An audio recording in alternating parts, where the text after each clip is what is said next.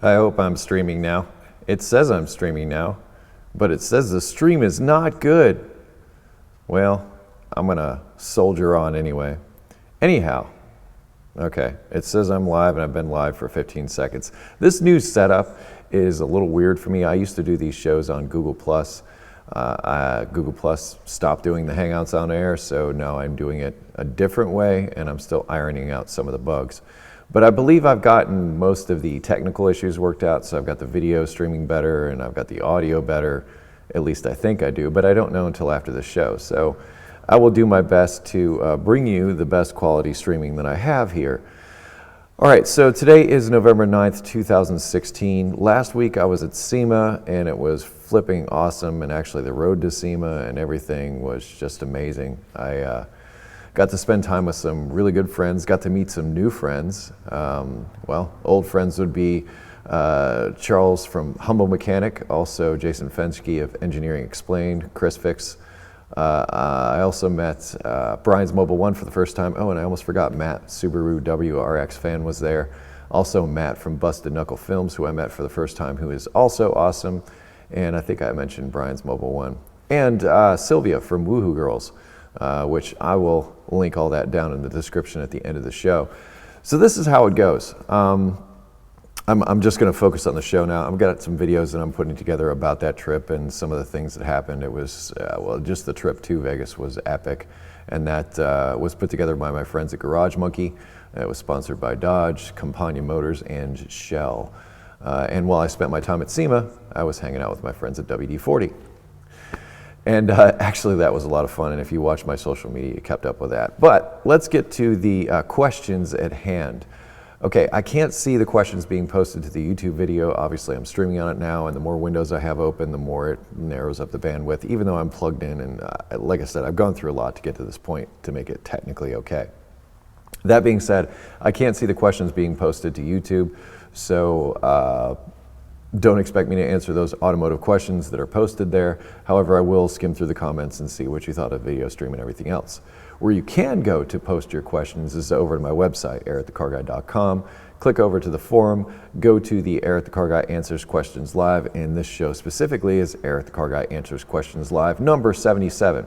Now, if you're not signed up for the site, no problem. It's free to sign up for it. It needs an email address and to create a password. It's simple, right? And then you can post a question to this thread. Now, when the show concludes, I'm going to wrap up the video in a nice little bow. I'm going to post it to that thread, and I'm going to lock the thread down. So in other words, all the questions I was able to get to, I would put them there. And the thread will be closed until I do the show again in 2 weeks, which I'm not exactly sure what date that is. But anyway, I'll be doing this show again 2 Wednesdays from now, or another live show. This is an AMA, so I've taken on other questions besides automotive. A couple of other things to start out with real quick here is that there is one question in here that's extremely long. Now, I can't spend 15 minutes reading a question, also one that came with wiring diagrams and everything on the air. It's just not possible. So try to keep your questions like concise and to the point so that I can actually get to more questions. And I realize that I've spent a whole lot of time explaining that and not answering questions, but it's not an attempt to waste your time. It's just trying to let you know the way the show goes, how we do things here. Anyway, I'm just gonna jump right in to these questions and start answering away. And the first one is from Rickham. Hi Eric, just random. When you went to school, did you go specifically for Asian vehicles or just general how cars work, etc.? Then choose Asian after you got out. Excellent question. I actually went to Rosedale Technical Institute in Pittsburgh, Pennsylvania. That's where I learned my trade, and I graduated in 1996. Yeah, it was 1996 is when I graduated. Top of my class, by the way, and there was probably like maybe 15 people in my class. Still proud of it. Anyway, all great people too. And Rosedale was a great school and provided me with plenty of knowledge. But that knowledge was not specific to Asian vehicles. That knowledge was general across the board, automotive, also some diesel thrown in for good measure. And then I walked away with a certificate from them. Now they offer an associate program, so I kind of wish I was there for that. The school has grown tremendously since I left, and it's not my fault. No, Dennis Wilkie, the president of Rosedale, spent a lot of time making that school into what it is today. The way my career went after that is I actually had a job before I even finished school at an independent shop, Bob Matthews Import and Domestic Auto Repair, and Bob was also a graduate of Rosedale. And it was a small shop, independent. We worked on everything that came through the door. So it was domestic, it was import, Bob Matthews, import and domestic, you get it. And then the girl I was with at the time was going to Pitt, and she graduated with a degree in computer science and got a really good job in Cincinnati. So I moved away from Pittsburgh. I came here and went past my actually physical paper resume out to a few different dealerships. There was a road that had a bunch of dealerships on it. And I had actually applied to a Cadillac dealership, but the Cadillac dealership wasn't hiring at that time. Actually, I applied to several, but one of the callbacks I actually had several callbacks. At that time, it was like awesome to be a mechanic, in my opinion. Anyway, got a call back from Cadillac, went and sat down with them, did an interview. They said, we're not hiring right now, but our Acura store down the street is. So they were under the umbrella of a larger corporation, so a bunch of dealerships all owned by the same people. And went down there and did an interview, and I was hired pretty much on the spot. So that's how I got into Asian vehicles. But before that, when I was working at the independent shop, Bob was kind of a Honda expert, so he showed me a lot of the ropes with Hondas. He was also known for Hondas in the neighborhood, so we had a lot of people with Hondas coming through the shop. Not just Hondas, though. Like I said, I think the first clutch job I did was on a Ford F-350 dump truck thing with a PTO, and that was exciting because I couldn't do it on a lift. The lifts weren't big enough, so all that was done on the ground. You know, make the young guy do it, right? And you know, just a few things here and there. It was a really cool place to work, and had I had my way, I would have worked there much longer because I really enjoyed working for Bob and also Wayne, who worked in the shop with me. It was just there were three of us to start with, and I think somebody else came along in the mix. But anyhow, getting that job at Acura sort of solidified my Asian vehicles as far as what I worked on. And to be honest, you know, Hondas of that vintage, you didn't have to do too much work. Most of it was service stuff. Then I left the dealership for a while and went to work for another import shop where I was working on all kinds of imports, not just Hondas. It was Toyotas, it was Mazdas, Nissans as well. And did that for a couple of years, then went back to the dealership. And then I left the dealership, and then I worked at another Acura dealership for a while, and then I said, hey, I'd rather do EricTheCarGuy work. Now, Kojo15 had asked that really long question I mentioned earlier in the show that I just don't have the time to read all this. I'm sorry. Plus you got wiring diagrams and everything. I'm just going to say this to you. Honda ECUs hardly ever go bad without some kind of outside something. So in other words, you probably got something in the wiring or whatever that's causing your ECU problems, or you don't have an ECU problem at all. Because like I said, it's very rare for Hondas just to have an ECU problem unless somebody screwed it up. Just going to throw that out there. Moving on to Denton. Greetings, Eric. Recently purchased a 1995 Chevy K1500, C1500 behind me, with a 350 small block. The truck has 353,000 miles on it, has been well maintained. It doesn't burn oil or have any leaks, and it starts up and runs just fine. My question is, what sort of useful life do you think I can get out of the block after a complete teardown and rebuild? Thank you, and stay dirty. Well, honestly, if it's not leaking or having any problems, the question is, why would you want to? Take the thing 500,000 miles if you want, or more. A well-maintained vehicle, especially one of those 350s, they made the engine for 50 years, and there's a reason for that. It was a pretty darn good engine. The one of mine's a bit gutless, but I don't think that's the fault of the engine. I think that's the fault of the fact that it's got an automatic transmission where a manual transmission should be. The gearing's all off, the fuel injection isn't set up for it. It's all different. It works, but it could be better in my opinion. But that said, and this one's got 186,000 something on it. Anyway, and it runs like a top. My dad took great care of it. This was my dad's truck. For you, those of you not familiar, I'll just post a link in the description to the introduction of this truck, which I am totally in love with. Anyway, so if you wanted to rebuild the Chevy 350, geez, man, I mean, the aftermarket before the LS came along was flooded with everything for the 350. The 350 was the power plant of choice to put into just about everything. So like the LS is today, the 350 was before that. So you have choices. You have lots and lots of choices. And I'm sure you have plenty left in that block to bore it like 30 over and make it brand new. If I were you, I'd dump the stock heads and go for some upgraded aluminum versions, and you probably get some more power along with a cam and everything else. You know, I like to have fun. I'm sure you've seen the Fairmont project, which, you know, we are having fun with, but yeah, you more than enough out of that. I think, no, you didn't ask me about a transmission on that. That was somebody else. All right, Sam H. recently picked up a 96 Geo Prism 5-speed with 171,000 miles at auction for super cheap.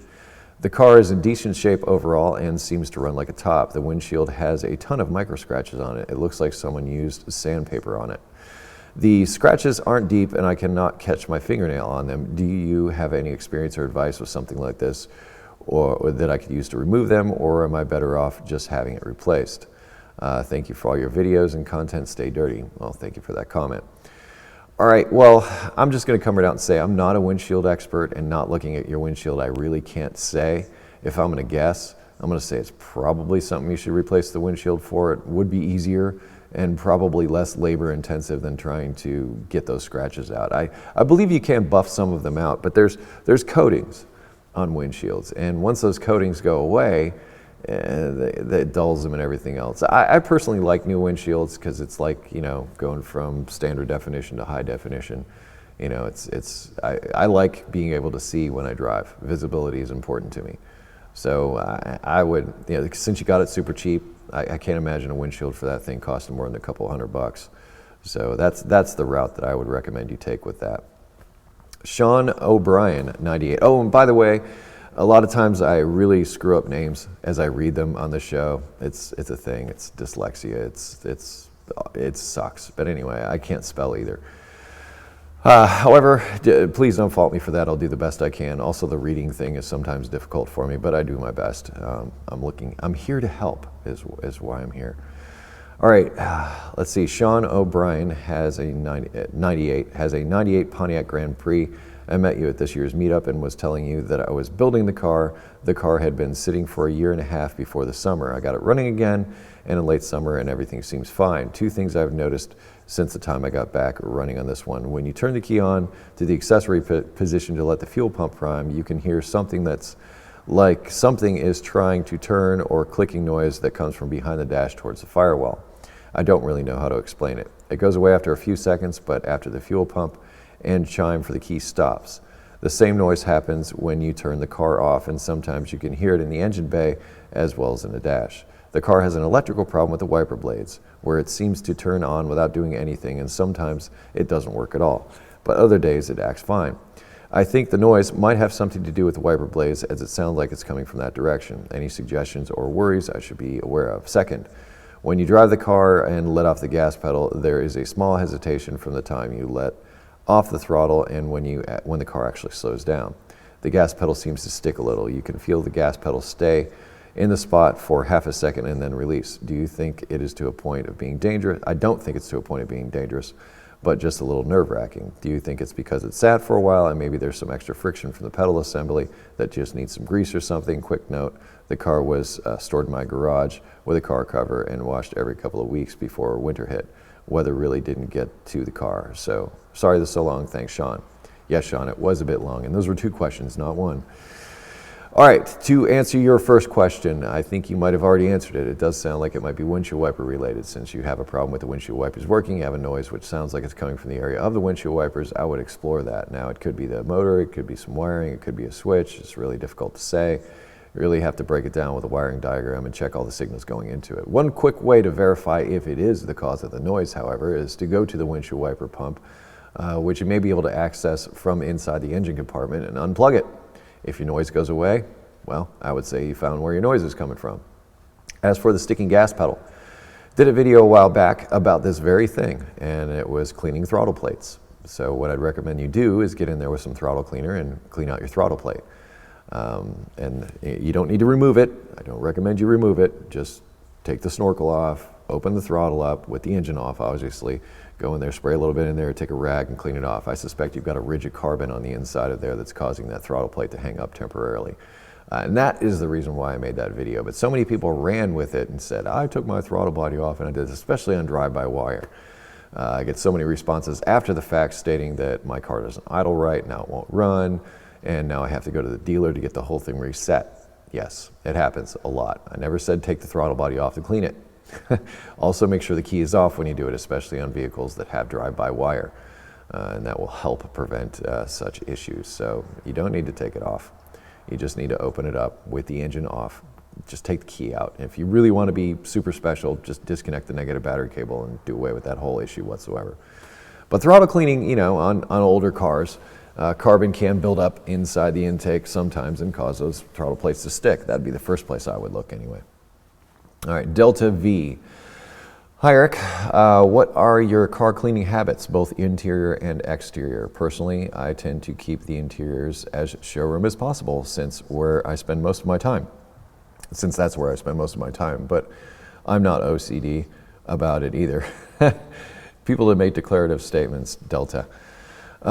It worked. I just wash the outside every 3 to 4 weeks as needed. On a side note, I clay bar my car last week, Audi A3, to remove outdoor house paint specks where it was covered by tiny paint dots from nose to tail by the time a terrible painting contractor was finished. The contractor would say, you shouldn't have parked your car there. It worked better than I could have ever hoped for. Top tip for your viewers. That's a Wheeler Dealers reference. Plus a generous helping of Carnauba wax, and the car looks mint now despite being 14 years old. Yeah, well, I'm the last person to ask about washing your vehicles because I might wash my vehicles once a year. I have 9 of them now. 2 of them are parts cars. 1 of them my wife drives. And 1 of them is sitting over there unfinished. So I don't spend a lot of time washing my cars. I work on them. I make sure they run. And the really good cars, I don't drive those in assault and keep those away from that type of things. And the other ones that are all rusted up anyway, who cares? Have you seen my Acura Vigor? Would you wash it? Why bother if you don't have to? I got better things to do with my time. Now this truck, on the other hand, that's a different story. I'll probably wash that because first of all, it's beautiful. Second, it's black and it will show everything. And all the things you mentioned are great body maintenance tips. So, you know, it's nothing you did was wrong, but as far as what I do, as little effort as possible. Let's see, DA Coder. What do you want to be your legacy? And I'm not referring to the Subaru. What will people hopefully remember you from? That's an excellent question, honestly. The thought is, especially lately, fixing it forward. I mean, when I started Eric the Car Guy, the channel, I set out to help people with their auto repair issues, and also to help myself. You know, I'm not going to say that I didn't have in mind that I wanted to become a quote-unquote successful YouTuber so I could do this for a living, which is honestly really cool. A lot of hard work, a lot of effort, but totally worth it. That said, it's getting to a point where, you know, I've covered a lot of the stuff that I wanted to cover with Eric the Car Guy, so what's next? Well, what's next is the Fixing It Forward initiative, which I really enjoy helping people. And, you know, especially early on with my channel, I was getting emails left and right from people telling me how my videos were helping them, and that was always the intent. Also, the website is an effort to help people as well. But at the end of the day, I've already submitted the paperwork to make Fixing It Forward into a 501c3. And I'm thinking early next year is when that will come to pass, and I'm actually working behind the scenes with some people to help me get that off the ground. It's something I want to grow well beyond the borders of Eric the Car Guy, so to speak. So in other words, I'm not going to be, well, I want to spend my time fixing cars and helping people is what I want to do going forward. And by the time I'm done, I hope Fixing It Forward has made its mark and lives beyond me, because as I said, I'm creating it as an entity in and of itself. So it's, even if I'm not around, it's something that can continue to exist. So yes, first my YouTube videos, obviously, but secondly, Fixing It Forward. And not only is that going to be an effort to help people that need auto repair, but I'm also looking to incorporate new technicians, people who are looking to get experience in auto repair, to get them involved, as well as helping other people. So I've been doing a bit of work on that behind the scenes lately to try and put that together. BPlat89, you look familiar in here. Hey Eric, longtime fan. I'm really looking forward to the Fairmont getting done. You and me both. Got to get some motivation in that area. My question is, I have a 1989 Camaro with a 305 TBI. I'm thinking about doing an LS swap, but I'm not sure what transmission to use because obviously I can't use the factory transmission. It won't exactly hold up. You think I could use the same drivetrain with an LS if it's even worth it? Any suggestions would help and stay dirty. I'm going to be honest, the Chevrolet during those years, late 80s or so, wasn't the greatest. Well, actually, early 80s was really bad. Mid 80s, not so good either. But late 80s, they might have gotten a little better. But I agree with your assessment that that transmission is probably not going to hold up. Now, you didn't say whether it was manual or automatic.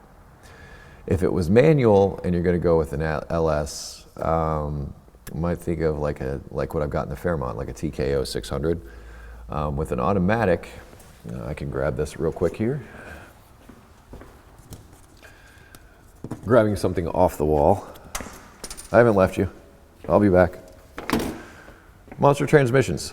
They make performance automotive transmissions crate just like your LS. So in other words, you can order up a crate LS and a transmission to go with it and bolt them together, and you'll just need an engine management system to run it. Now the LS would come with something, but I'm pretty sure you'll be able to work out what you need as far as the transmission with them if you were going to go with an automatic. In fact, you know, I had those considerations at one point in time, and I looked into it. And LS is no joke as far as what you pay for them, but as far as what you get, it's kind of cool. But if you have a Dodge, you Dodge Chrysler people out there, I was just at SEMA and they unveiled the fact that they are now making 392 and 345 Hemi engines available as standalone systems. So in other words, you get the computer, you get the engine, you get everything to go with it, just like you would an LS. So Dodge boys aren't left out no more. Kind of cool. Anywho, let's see, next one. Josh, it's just your email. So we'll call you Josh. Do you have any experience with CVTs? I'm wondering if there have been causes of the belt slipping. To be honest, I haven't had a whole lot of experience with CVTs. I know Honda started coming out with them actually around the time that I was done working at the dealership, so I didn't get a whole lot of hands-on time with them. Yeah, anything can have problems, and CVTs, they had to work out some engineering issues before they even got to a point where they were even useful and viable. Truthfully, it's like most things. If you maintain it, they usually last a good long time and you don't have to worry about them at all. And by the way, I deleted your other post for you. That's how you get it deleted. You get a moderator to do it for you. And I'm a moderator. Okay. Alexander B. has a 2002 Renault Mangane. I don't know how to say that. With a 1.6 16-valve twin-cam no VVT engine, and it's developed a mystery ticking noise. It sounds like it's a valve tick, but to my ear, the speed of the ticking seems independent of RPM. I can only hear it when under more or less steady state of cruising load. It goes away at idle, unloaded, decel, or harder acceleration. It's difficult or impossible to reproduce the noise at a standstill. Do you have any tips for finding and diagnosing the noise? It just so happens there's an entire section on this website, and I probably should have mentioned this earlier for the rest of you watching, that is dedicated to frequently asked questions. There's an entire section on finding noises. In your case, it sounds like you've got a difficult one, and the fact that it doesn't happen under acceleration is a little weird, because the first thing that would come to my mind might be like, say, an ignition knock or like an engine knock, something like that. But something else just came to mind, and I'm thinking possibly timing chain slack, and that could happen, you know, as you're driving down the road, and under hard acceleration it might not show up because there's more stress being put on the timing chain. And it could also be a tension. Most timing chains are tensioned by oil pressure, so as you accelerate, oil pressure should increase and put the tension that is necessary on it. So it may be something, by the sound of it, with your timing chain having a little too much slack in it. And that can happen from wear over time. I did a video about the Nissan timing chain replacement a little bit ago that I showed that timing chains don't stretch. People say stretch, and that's not technically accurate. What happens is they wear at each one of the joints. And a few millimeters over each and every link over the length of the chain can give the appearance that it has stretched when really it's just worn. So I had, I think, almost 10 millimeters on the one that I swapped out, and it ran great after the fact. Based on what you're telling me there, I might be looking in that direction. And the way to find it, well, you might want to remove the valve cover and see if you can physically move the chain. And I'm just going out on a limb that it is a chain that you have. It's a timing belt. It could also be the same thing, and you do the same check. You access the timing belt and move it and see if it's loose. So it could be one of those things. But yeah, that's the first thing that comes to mind is maybe slack in the valve train at some time of some kind. And that happens a lot on dual overhead cam engines. Yeah, you did say it was a twin cam. And the reason for that is because as the cam rotates, it's going to compress the valve spring, but when it gets to the other side of the lobe, what's going to happen is that that valve spring is going to force that lobe and that cam in the opposite direction. So it does what I call chunking. So instead of a nice smooth transition as the camshaft rotates, instead you get this every time a valve spring tries to work against the camshaft, you get this movement like this, which can be kind of rattly and create that kind of noise. MST3K, thanks for the machine shop episodes, very interesting. I loved working with those guys. They are awesome. Calvinator engines, awesome. Despite the fact that, I've been raked over the coals pretty good over last week's video about installing the turbo return line. And as long as I have the opportunity, I'm just going to mention that real quick.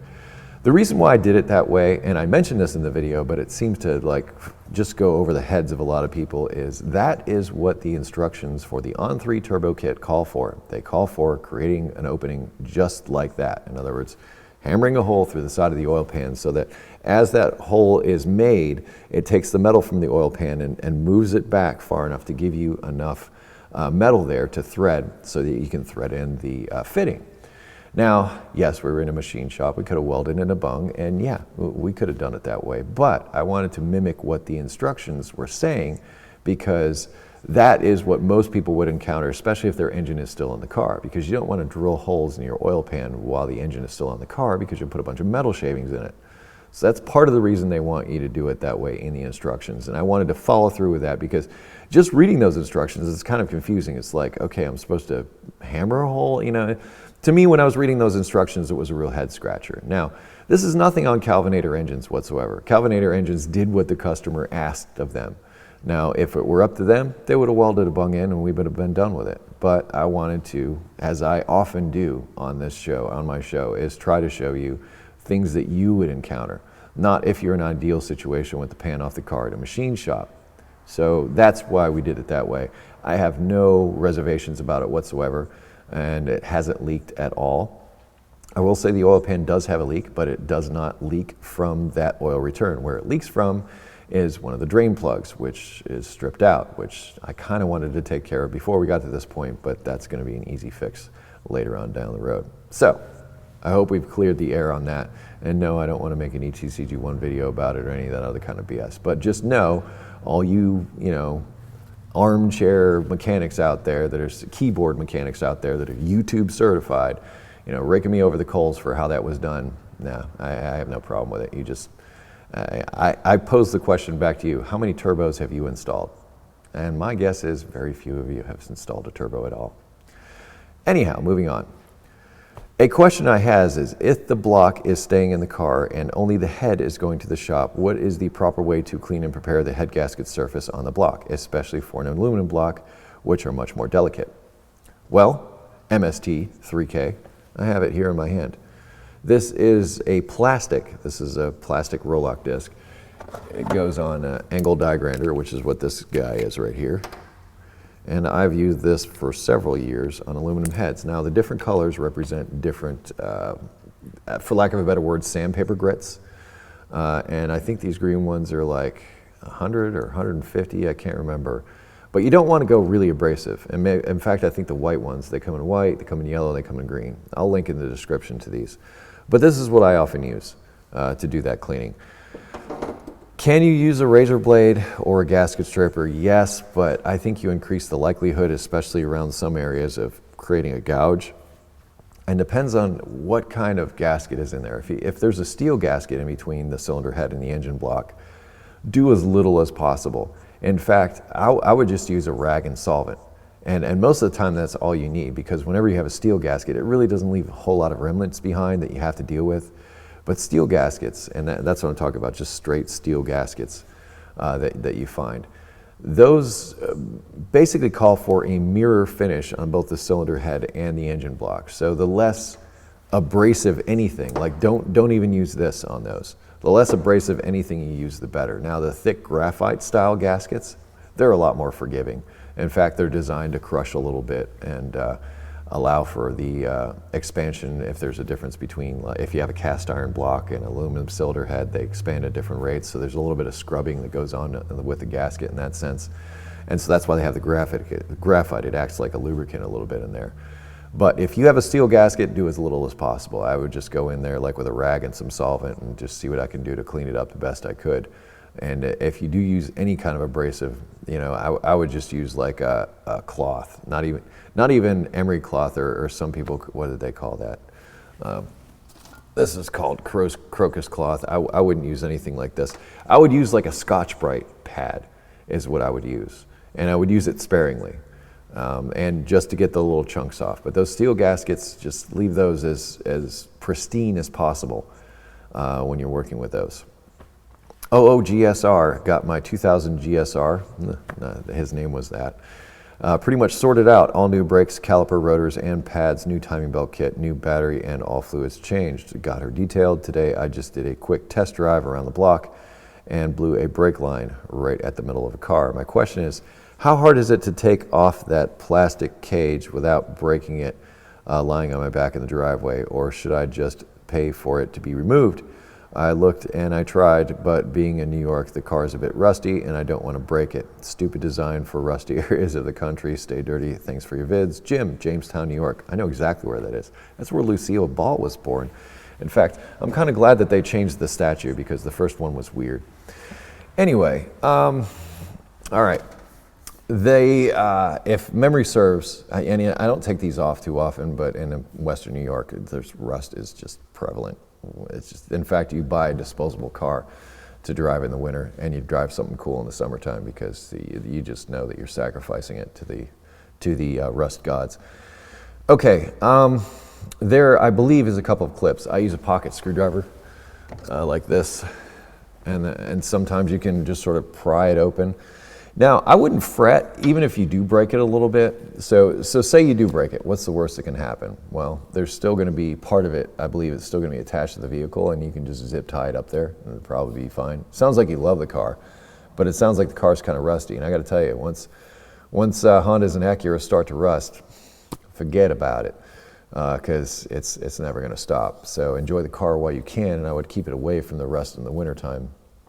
But I would use double union flares, not compression fittings, but you can use double union flares, similar to what I showed in the Acura Vigor, like I showed that Eastwood tool that you can use on the car that works actually pretty darn well, in my opinion.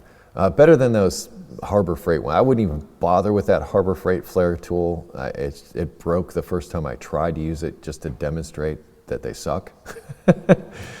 Anyhow, yeah, I wouldn't worry too much about breaking it. It's just something that holds it up to the vehicle. I'm sure you could find some way to attach those lines, and they're not really going anywhere. They're metal lines that are bent. And I've done wonderful things with zip ties in the past to sort it out. But I wouldn't take it somewhere just for that. And even if you had to like cut it a little bit and then open it up so you can get to the line that you need to replace and then put it back together and then zip tied that together, I'm sure you could come up with something. Or Q-Bond. Yeah, Eric the Car Guy loves Q-Bond. That's pretty good for fixing plastic type stuff. Just some thoughts for you. Either way, good luck. Enjoy that car. Not many of them left. Let's see.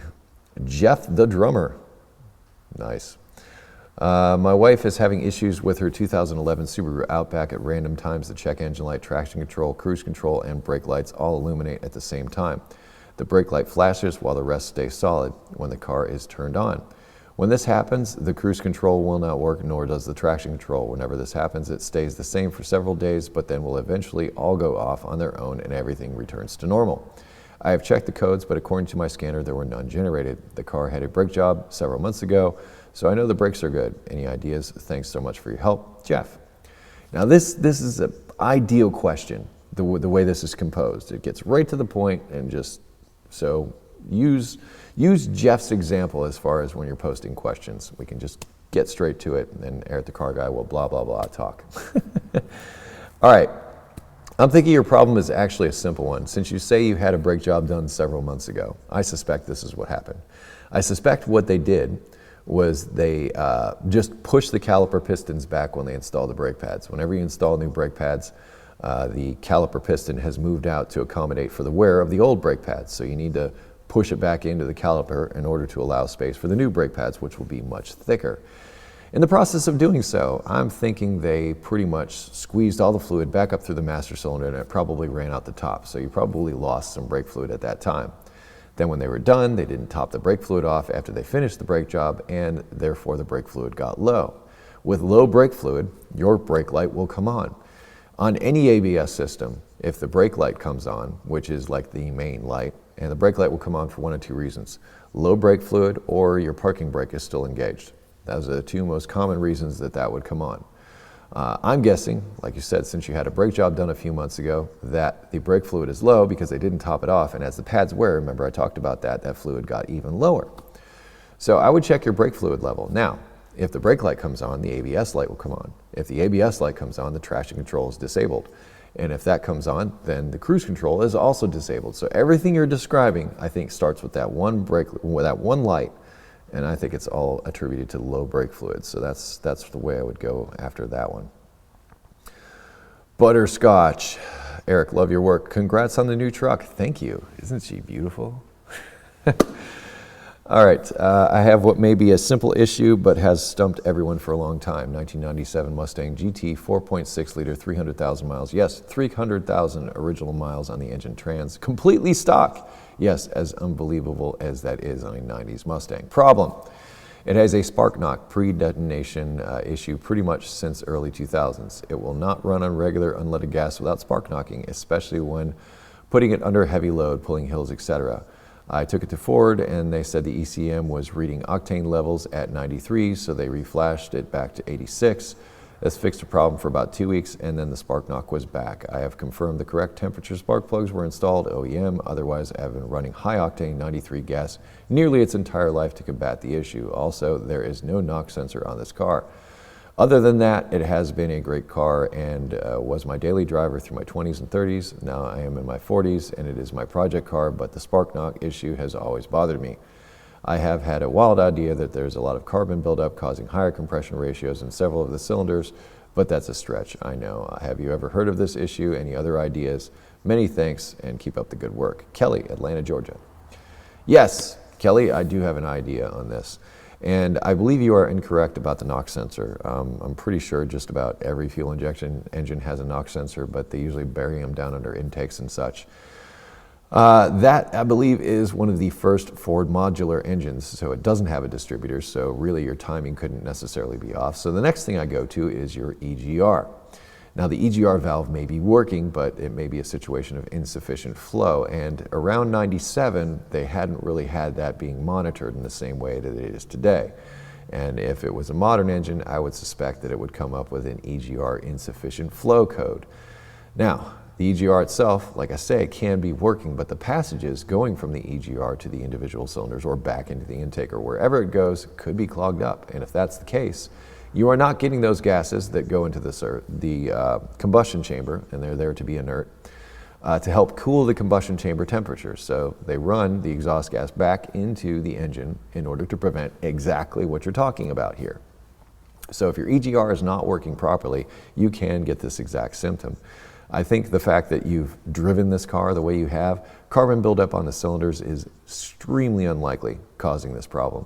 I think it's more likely to be something with the EGR, or once again, possibly something with timing that could be like the timing chain on the engine, could have some slack in it, which could cause that problem. So in other words, people often just forget that the engine is a mechanical device these days because there's so many electronic controls. They automatically go to something electronic that's causing the problem. Or in your case, actually, you did go for some mechanical thought. So I kind of like that. But it's often forgotten that it's still a mechanical device, and the machine can wear out, and it will set codes for like cam or crank sensors or something like that, when actually it's just a timing chain with too much slack in it. So those are the areas that I'd be looking at. First, look to the EGR and see if that's clogged up and working like it should. Well, working like it should and not clogged up is probably a better way to say that. The next place I would go after that, considering the age of the vehicle and the fact that it's got a couple miles on it, would be towards that timing chain, because if that timing chain has some slack in it, yeah, it'll cause it not to perform well, and it could make some noise in the process. Moving on, we're just motoring through this show. Yes, General Disorder has a 1989 Sterling 827 SL, and if I'm not mistaken, that's an Acura. Yes, mechanically an Acura Legend. I've actually worked on those. And you know what's weird about those between the Asian versions and the Sterling versions? Is Sterling went in and changed a bunch of the fasteners. So like when you go and work on those things, it's like half metric and half imperial, or whatever we want to call them. I forgot what the correct terminology for that was. Anyway, the car sat in a covered car spot since 1998. It's in pristine condition other than the fuel system. The tank is going to need replaced or cleaned. Being as you are very familiar with these cars, I was hoping you could tell me if a Legend tank would fit. According to the documentation I've found, the Sterling has a 1 gallon smaller tank, but maybe that's documentation is an error. Also, the fuel pump assembly is pretty sad. Here's some pics of it. Can you tell if this would be the same as a Legend? Hit me up if you are interested in the car. It has less than 18,000 original miles. Absolutely flawless here in Oregon, zero rust. Yeah, those first generation Legends are what put like Acura and Honda on the map, and that one looks really good. In fact, let's see, you said that was an 89, or no, yeah, 89.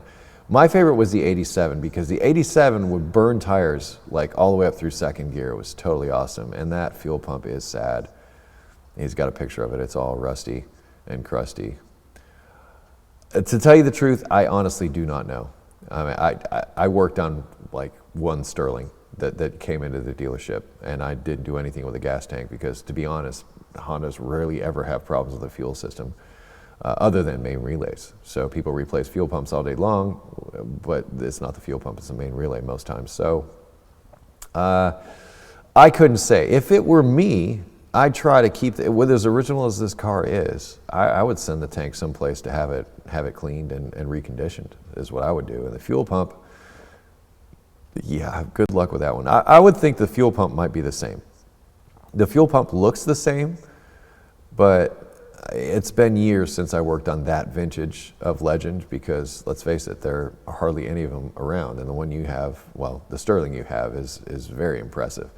So I would have the tank reconditioned and see if you can, usually Acura parts online, I think, yeah, that's where I get a lot of Acura parts. They have like the actual factory blow-ups of the parts, and you can sort of compare. In other words, you could pull up the fuel pump picture and compare it to the one that you have and see if they're similar. Another way to do it is to check the part numbers and call an Acura dealer and cross-reference those part numbers. You know, ask them, you know, the part number for the Sterling and this one, and see how similar they are. A savvy parts person would be the person to ask about the fuel pump. Personally, I'd have the fuel tank reconditioned is the way I would go about it. The thing on those cars is the valve cover gaskets, especially the side cover gaskets. It's just a little rubber seal. We replace those things all the time. That was like one of the major things. And also the fresh air tube for the PCV that goes from the front valve cover over to the intake manifold. There's like a rubber sheath around the outside of it. Take that off and look at that PCV hose, because a lot of times it will collapse internally, and I just replace it with a piece of stock fuel line, like 3/8 fuel line, and they're good to go for several years to come. But they did have a problem with those sort of, and it'll suck dirt and things into the engine, but that's something else I would look for. I'm trying to think of anything else that might be useful to you.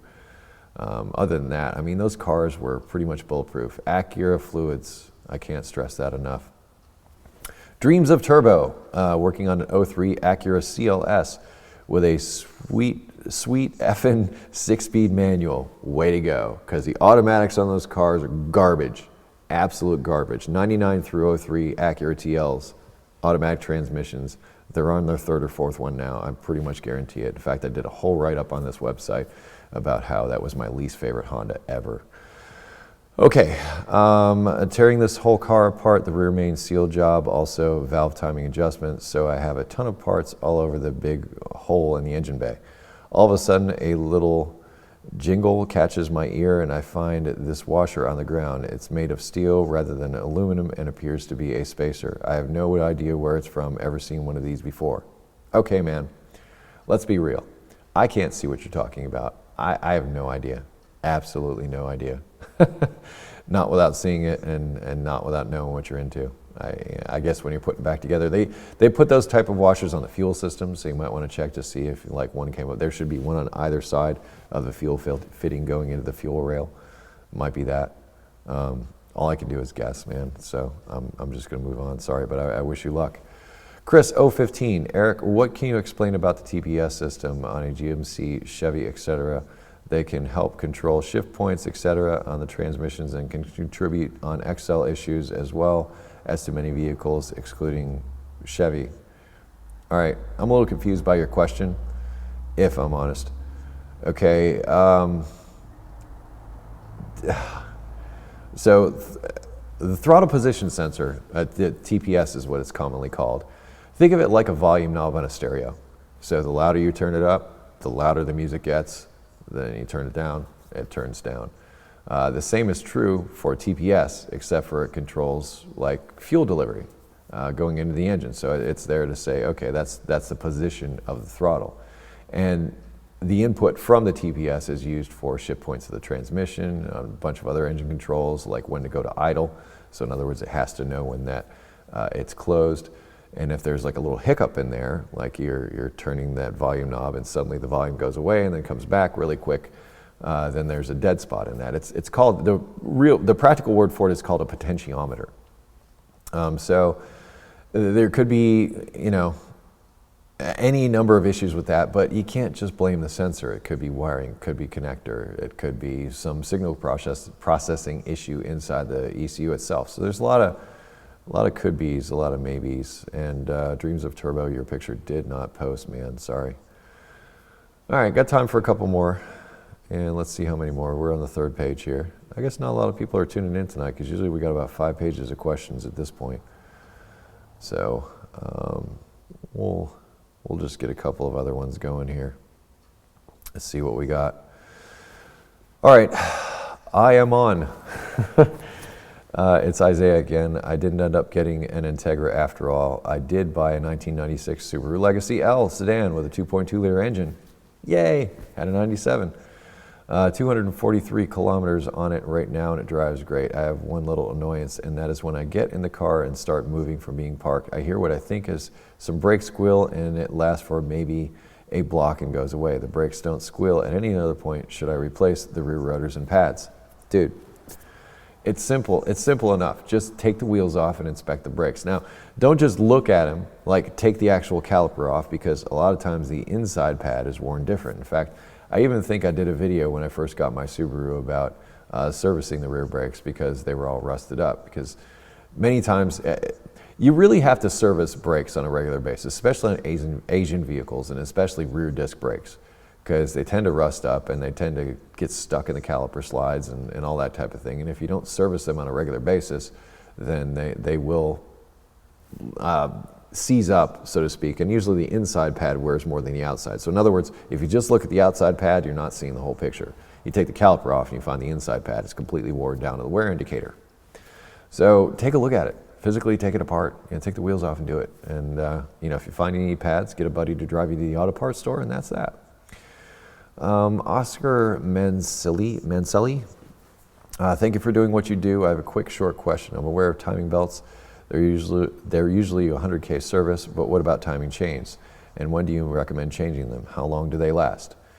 Timing chains can last the life of the vehicle. They really can. They can last a good long time. And the fact that, as I described earlier, that the oil pressure is often what takes up any slack that might be in the timing chain. It's self-adjusting, in other words. So timing chains, there is no service interval like a timing belt. A timing belt has a certain service interval and they're made to be serviced, where timing chains are buried down in the engine a little bit more and more difficult to access, and as a result, they don't get serviced as often, and the only time you would service them is really if there's a problem. So Only if there's a problem. I don't know of any set interval for timing chains, and aside from that, so many different manufacturers, so many different engines, and they all have their own little quirks and whatevers. New 0345, 2001 Subaru Outback's check engine light comes on when fuel gets below half a tank, then will typically go out after the tank has been topped off. Any thoughts? Thanks for all you do. You really have taught me a bunch over the years. I really appreciate it. Without knowing a code, I don't know. That's what I'd recommend. I'd be pulling the code and find out what that code is for. It may have nothing to do with how full the gas tank is. Kind of got me there. The only thing I can think of is something evaporative emissions related, but yeah, still I'm scratching my head without an actual code on that one. All right, S6. I'm totally going to mess this one up, so I'm not even going to bother. Anyway, hunt to kill, something hunt to kill, SX hunt to kill, whatever. I've been a big fan since day one. My question to you is, what do you think the impact is going to be on the auto industry after the presidential election? Keep up the good work and stay dirty. Well, that is a fantastic question, and I hate getting political.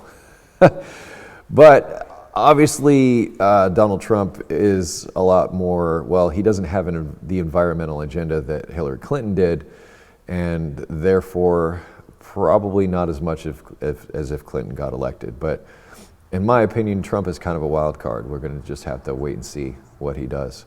And I think it's just that way with him. I think we're just going to kind of have to see what happens. And that's all I have to say about that. But as far as the automotive industry, it certainly won't be the same as if Hillary was elected. So there is that. Jay the Jester. Whatever. Hey Eric, I love your show. I want to ask your opinion on Hondas and Acuras of the older days. I'm 19, looking for a manual transmission car, and I took an interest in Hondas and Acuras. A lot of my friends told me that their transmissions tend to fail and their synchros tend to be worn out a lot faster than other brands. Do you find this to be true? Would you recommend me getting a Honda Acura with a manual transmission? Thank you. You know, okay, that's fair, because third gear synchronizers were an issue. But what's more of an issue than anything else with Honda transmissions is not using Honda fluids in the transmissions, both automatics and manuals. It's very important that you use Honda manual transmission fluid in a Honda manual transmission. Not doing so can cause those things to wear out quicker. However, even with the best of the service and things like that, I've had new cars come to me. In fact, I remember a salesman years ago who was driving a GSR, had a third gear synchro go out. Now, I'm not going to say that he's the type to speed shift or anything like that, but let's face it. I mean, if you're going after 90s Hondas, which in my opinion are some of the best cars around, and Toyotas, by the way, from that vintage, the 90s were like really a pinnacle point for the Asian makers, Japanese in particular, in my opinion. Let's face it, it's 2016, so they're a couple years old and have been passed around quite a bit. That's why I got so lucky with my GSR. You're just not, that GSR is a unicorn, because you just don't find one owner cars like that. Now granted, it has some rust and it wasn't an accident previously, but other than that, it hasn't been, just, for lack of a better phrase, riced over, like you'll find most cars of that vintage, most Hondas of that vintage. Fast and Furious came out and everybody wanted to be Vin Diesel or whatever, Paul Walker. So good luck to you, but manual transmission is not going to be a problem. Even if it was a problem, they're not that difficult to work on, in my opinion. I mean, you can pick them up. I mean, transmission's only like this big, and a third gear synchro is not going to kill you. A press, some time with a press and a bearing splitter, you'll have it in and out of there in no time. At least for me, that's what I'm thinking. So yeah, I say go for it. But you wanted some opinions on that, so we threw some opinions in. Well, looks like we've only got a couple more questions, so I'm just gonna go to the end with these questions, and then we'll close out the show. Bonall, I'm 17 years old, Columbus, Ohio, and I've loved your videos. I have a 1998 Dodge Ram D150 that I bought near Cincinnati, specifically Loveland, Ohio. I know exactly where that is. It's that way. Let's see. I've been having some performance issues. It has a 318 carbureted V8 with a distributor on it. What happens is when I'm accelerating steady, giving it more throttle, it will hit a point about halfway where it just kind of kaputs and misses or something. And if I keep in there, it will nearly die. I know you hate it when people just throw parts at something instead of finding the problem, so I thought I'd ask. I was thinking of replacing plugs, cap, rotor because I thought that would be good maintenance. I am 99% sure it's getting plenty of fuel because I put a new fuel pump on its stock in the winter when I had the bed off. Also, another thing, if you mad at you, I'm going to say it's not mad it to the floor. I'm going to say mat it to the floor. Not that I do that as a problem and misses until a little bit after. Thanks so much. If you get to this question, okay, you said it's a carbureted, and it's 1988, so it's one of those emissions carburetors, which honestly suck. I'm thinking you need to rebuild that carburetor. Carburetors do need periodic rebuilding. I have videos on carburetor rebuildage that could possibly help you, but electronic carburetors add a whole new layer of suck, if I'm honest. If you can, it's an 88, and you're in Columbus, and I don't believe they have emissions there. I think they only have that up around Cleveland. So that being the case, you know what I would do? I'd let's see, you're in Columbus, so Jegs is right around the corner. I would just go to them and grab myself one of the Edelbrock carburetors, which is an old Carter AFB, and just get rid of the emission controls and put that carburetor on there instead. And I bet it will improve tremendously. Because those old emission controls they were old vacuum operated with dash pots and all this other kind of stuff and everything else. But like I said, you're not subject to really emission laws or anything like that. So you might, instead of rebuilding, just throw another carburetor on there and a newer one, brand new. And I bet that would solve a lot of those issues right there out of the box. Then there's a little bit of time setting it up as well. And I also have some videos on that. If it were me, I'd kind of seriously consider that. At first I'd mess with the carburetor, but you're not me. You don't have the same experience with that. And me, I like carburetors. I like rebuilding carburetors. I just like to tinker, I guess. I like fuel injection too. Don't get me wrong, that's cool, but hey. All right, last question. I love getting to all the questions, so maybe we should do it like this from now on. We should just limit it to 3 pages. Eric, I have a 2008 Honda Odyssey. Engine sound very quiet in it. DOS runs smooth and is very clean car, but it's very bad on gas. How can I improve gas mileage? Slow down. Oh, no, seriously. The faster you drive, the more fuel you're going to consume, mainly because you are trying to push a brick through the wind. So that's what limits, you're not driving a performance car, but that's what limits exotic cars, their top speed. It's like the Bugatti Veyron, as fast as that thing goes, it has to produce that much more power to overcome the wind that it's pushing against. So that's the reason why it's, 1,000-some horsepower, because, in order to go that fast, you're going to need it, even as aerodynamic as it is, it still has to push through the wind. And air becomes, very restrictive at high speed. It really, really does. In fact, that's why meteors burn up in the atmosphere. Yep. Anyway, also check your tire pressures. That's another thing. Keep your car tuned, like air filter. Make sure your air filter is good and clean. Any maintenance that you need done, oil changes, transmission fluid changes. Make sure your brakes are serviced regularly, because I already talked about brakes hanging up in the rear. So if you've got brakes that are hanging up, that can cause increased resistance. Weight. If you carry around a lot of stuff all the time, I've seen people with minivans that literally have it loaded to the roof with stuff. If you're driving around with like all your, a few bricks in the back or whatever, then yeah, that's going to affect your fuel economy. So the more loaded something is, the more fuel it's going to consume. The faster you drive, the more fuel it's going to consume. The more out of tune it is, the more fuel it's going to consume. Any number of those things can contribute. So take that bit of advice and do what you will with it. Oh, my stream looks good now. Yay. I hope I've been streaming well this whole time. Anywho, it has come time to wrap this up. I just got to the last question. I thought that was kind of awesome. We did a nice 1-hour show that feels very, feels very complete. I'm trying to search for the word here. But anyway, as mentioned during the program, there is an FAQ section on my website. So if you have questions that I did not get to, or you're watching this video later and you're wondering, hey, Eric, how can I get you to help me with my automotive issues? FAQ page on the website is where I first ask you to go. After that, if you want to ask something more specific, the very forum that I just took questions from tonight, or you can wait 2 weeks and post to the next show. How's that? So we have options for you. And if you wish to connect with me socially, there's Google+, Facebook, Twitter, and Instagram.